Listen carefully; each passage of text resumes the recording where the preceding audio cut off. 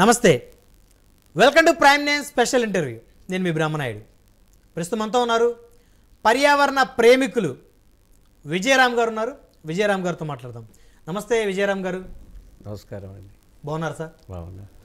So మీ గురించి చాలా సందర్భాల్లో విన్నాము. సో ప్రత్యక్షం ఈరోజు మీతో ఇంటర్వ్యూ చేసే అవకాశం వచ్చింది. ముందుగా మేము పిలిచిన వెంటనే మా ప్రైమ్ నైన్ స్పెషల్ ఇంటర్వ్యూ కార్యక్రమానికి వచ్చినందుకు నా తరపు నుంచి, మా ప్రైమ్ నైన్ యాజమాన్యం తరపు నుంచి మా హృదయపూర్వకమైనటువంటి ధన్యవాదాలు sir. Thank you. So Vijayaram గారు, పర్యావరణ ప్రేమికులుగా తెలుగు రాష్ట్రాల్లో మీకంటూ ఒక ప్రత్యేకత ఉంది. సో అంటే ఎప్పటి నుంచి పర్యావరణాన్ని ప్రేమిస్తూ వచ్చారు? ఎప్పటి నుంచి మొక్కల పెంపకాన్ని కానీ లేకపోతే పర్యావరణానికి సంబంధించినటువంటి అంశాలు ఎప్పటి నుంచి మీరు తెర మీదకు తీసుకొని వచ్చారు? ఇది 1997 మార్చి నుంచి మొదలైందండి. అంటే సుమారుగా ఇప్పటికి 25 సంవత్సరాలు పూర్తయింది. ముందు నాకు వ్యవసాయం ఆలోచనలు ఏమీ లేవు. భూమి పాడైపోతుందనే మాట విన్నాను ఎవరో ఒక మహిళ ద్వారా. ఒక షాపుకి వెళ్తే చిన్న వస్తువు గురించి ఆవిడ మాట్లాడింది. పాలిథిన్ క్యారీ బ్యాగు నాకు అవసరం లేదు అనే మాట ఆవిడ నోట్లోంచి ఫస్ట్ ఆ శబ్దం విన్నది నేను. అంటే ఇది 24, అదొక 3, దగ్గర 27 సంవత్సరాల క్రితం మాట. ఆవిడకి అప్పుడే ఇలా ఓన్ బ్యాగ్ తెచ్చుకున్నారు ఆవిడ. ఆవిడ కొన్న వస్తువులను దాంట్లో పట్టుకుని వెళ్ళింది ఆవిడ వెనక నేను నుంచున్నాను. అప్పుడు విన్నాను అనమాట, భూమి మనకి అన్నీ ఇస్తుంది, భూమికి నష్టం చేసే వస్తువులు మనం వాడకూడదు అనే మాట ఆ సేల్స్ బాయ్కి చెప్తుంది ఆవిడ. గతంలో చెప్పాను, మళ్ళీ నాకు క్యారీ బ్యాగ్ ఇస్తున్నావు, ప్లాస్టిక్ క్యారీ బ్యాగ్, నేను ఓన్గా ఇంటి దగ్గర సంచి తెచ్చుకున్నాను, నా వస్తువులు దీంట్లో పెట్టు అని మళ్ళీ చెప్పింది ఆవిడ సెకండ్ టైం. ఆ చెప్పేటప్పుడు కొంచెం స్వరం పెంచి చెప్పింది ఆవిడ. అది నేను విన్నానమాట. ఆ రోజు నుంచి భూమికి నష్టం లేకుండా బతకడం అనేది నేర్చుకున్నా. నా వంతుగా ఇసుమంతా కూడా నష్టం చేయకుండా ఎలా బతకాలి అనే దాంట్లో సాధన చేస్తూ వచ్చాను. ఆ క్రమంలో రకరకాల ఆర్టికల్స్ చదవటం, దాని తర్వాత అన్నా హజారే గారిని కలవటం, నీటిని ఎలా దాయాలి, వర్షపు నీళ్ళని ఎలా పడినప్పుడు నీరు ఎప్పుడు పరిగెత్తకూడదండి, నీరు ఎప్పుడు నడవాలి, నడుస్తున్న నీళ్ళని నుంచోబెట్టాలి, నుంచున్న నీళ్ళని ఇంకించాలి భూమిలోకి. సో ఇది ఆయన ద్వారా నేర్చుకున్నాను. ఆయన రాతి నేలలంతా అయింది. అహ్మద్నగర్ డిస్టిక్, రాలేగాం సిద్ధి అన్నా హజారే గారిది. అక్కడికి వెళ్ళి ఆయనతో గడిపాను. వర్షపు నీళ్ళు దాయటం ఎట్లా భూమిలో అని. అప్పుడు 20 సంవత్సరాల క్రితం డ్రాట్ వచ్చింది మనకి. అప్పుడు నేను ఆయన దగ్గర నేర్చుకుని హైదరాబాదులో ఇంకుడు గుంటలు, కాలనీస్లో, అపార్ట్మెంట్స్లో, కమ్యూనిటీ హాల్స్లో, స్కూల్స్ దగ్గర తక్కువ ప్లేస్లో ఎక్కువ నీళ్ళని తక్కువ సమయంలో భూమిలోకి పంపించడం అనేది తెలుసుకున్నారు. ఇలా దాయటం వల్ల ఒక ఇంటి మీద పడ్డే వర్షపు నీరు సంవత్సరం మొత్తంలో 4 నెలలే మనకి వర్షాకాలం. ఆ 4 నెలలు దాచి భూమిలోకి పంపిస్తే ఒక ఫ్యామిలీ, 6 ఉన్న ఫ్యామిలీకి 2.5 సంవత్సరాలు వస్తుంది ఆ నీరు. అంత నీరు మనం 4 నెలలు బయటికి పంపిస్తున్నాం. బట్టలకి, స్నానాలకి, ఇంటికి, భోజనానికి, అన్నిటికి, పాత్రలు శుభ్రం చేసుకుంటే ఎంత నీరు అయితే అవసరం ఉందో ఒక ఫ్యామిలీకి అలా 2.5 సంవత్సరాలు వస్తుంది ఆ నీరు. ఇది ఒక ఇంటి మీద పడ్డ నీరు, 400 గజాల్లో పడ్డ నీరు. ఇది మనం ఎవరు ఉపయోగించుకోవట్లా. హైదరాబాద్ నగరంలో 92% నీరు ఇలా బయటికి వెళ్ళిపోతుంది. సిమెంటు, కాంక్రీటు, ఎక్కడ కూడా మట్టి కనిపించకుండా చేసాం మనం. ఇది అభివృద్ధి కాదు, భూతాపం పెరుగుద్ది. తర్వాత ఎక్కడ ఖాళీ లేకపోవటం వల్ల ఎంత పెద్ద వరద వచ్చినా సరే నీరు ఇంకే పరిస్థితి లేదు మనకి నగరాల్లో, పట్టణాల్లో. అంటే చెరువులన్నీ కబ్జా అవ్వటం వల్లే కదా సార్. ఇంటి దగ్గర కూడా మనం ఎక్కడ మట్టిని చూడట్లేదు మనం. దానికి కొంత చోటు కల్పించాలి. అంటే 400 గజాల స్థలం మనకు ఉందనుకోండి భూమి మీద, ఆకాశంలో 400 గజాలు ఇచ్చాడు మనకి. ఆ నీరుని ఇక్కడ ఇంకటాకి మనకి దారి చూపించాడు భగవంతుడు. దాన్ని మనకు అవసరం లేదని మనం సిమెంట్ చేసుకున్నాం. మనకి నీరు కావాల్సినప్పుడు బోరు వేసుకుని స్విచ్ ఆన్ చేస్తే నీళ్ళు వస్తున్నాయి అనుకుంటున్నాం. ఆ నీళ్ళు 400-500 సంవత్సరాల క్రితం పడ్డ వర్షపు నీరు నిలవల్ని మనం వాళ్ళు తోడేస్తారు.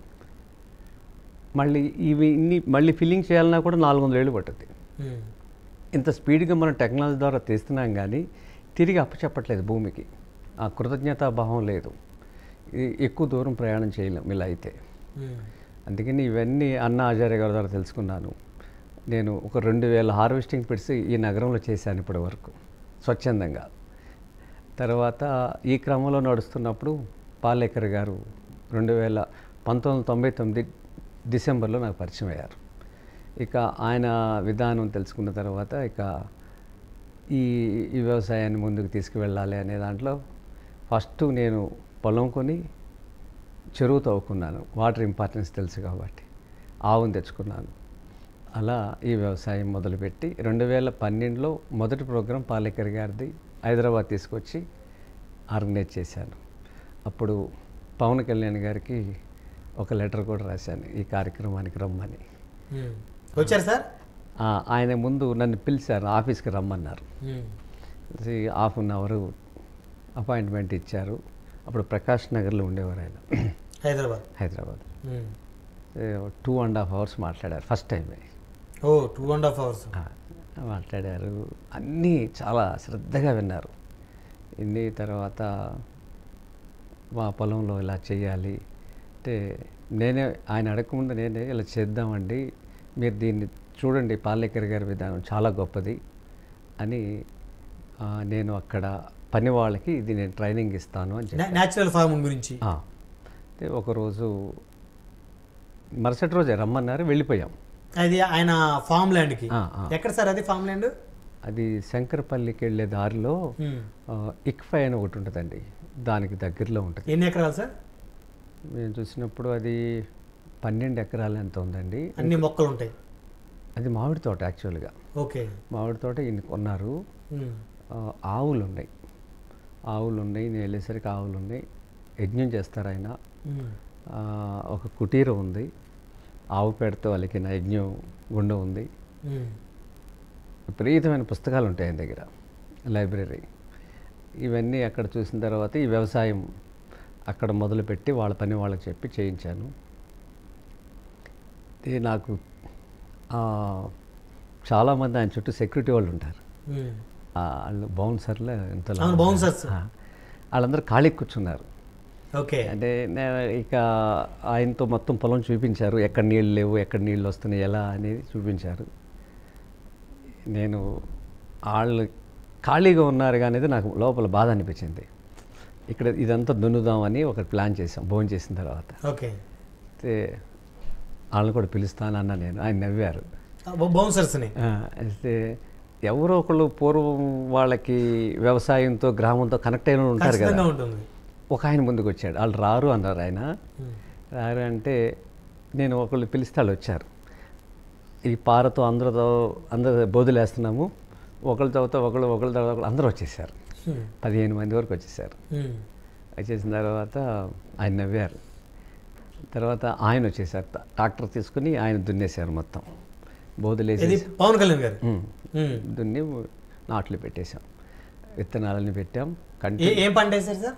ముందు ఆకుకూరలు కూరగాయలు వేసాం. ఓకే.